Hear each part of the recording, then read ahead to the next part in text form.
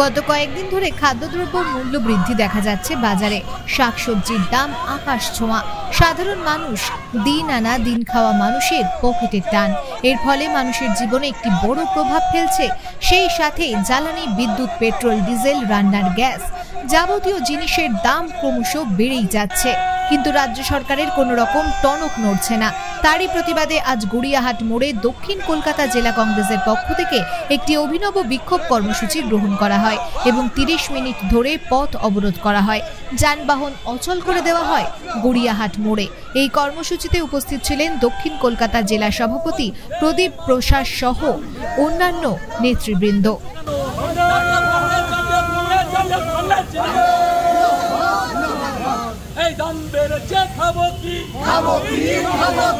মুখ্যমন্ত্রী জবাব দিন, দাম বেড়ে দিয়ে খাবো কি, খাবো কি, খাবো কি,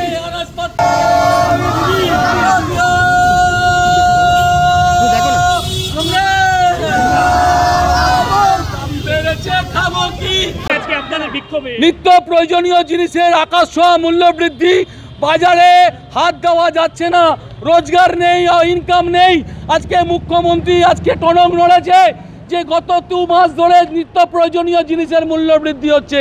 আলু, জ্যোতি আলুর কেজি 35 টাকা, চন্দ্রমুখী 40-45 টাকা, পেঁয়াজ 50 টাকা কিলো করে, আনাজপাতি, ঝিঙে, পটল, উচ্ছে, ঢেঁড়সের 100 টাকা কিলো দরে বিক্রি হচ্ছে।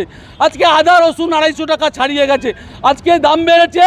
মাননীয় মুখ্যমন্ত্রীর কাছে প্রশ্ন, সাধারণ মানুষ খাবে কি?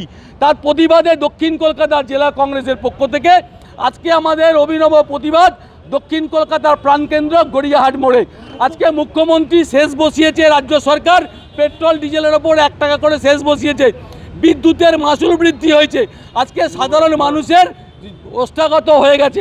আমরা ধিক্কার জানাই মুখ্যমন্ত্রী মমতা বন্দ্যোপাধ্যায়কে। তাই আমাদের প্রশ্ন, দাম বেড়েছে, খাবো কি? বন্দে মাতরম।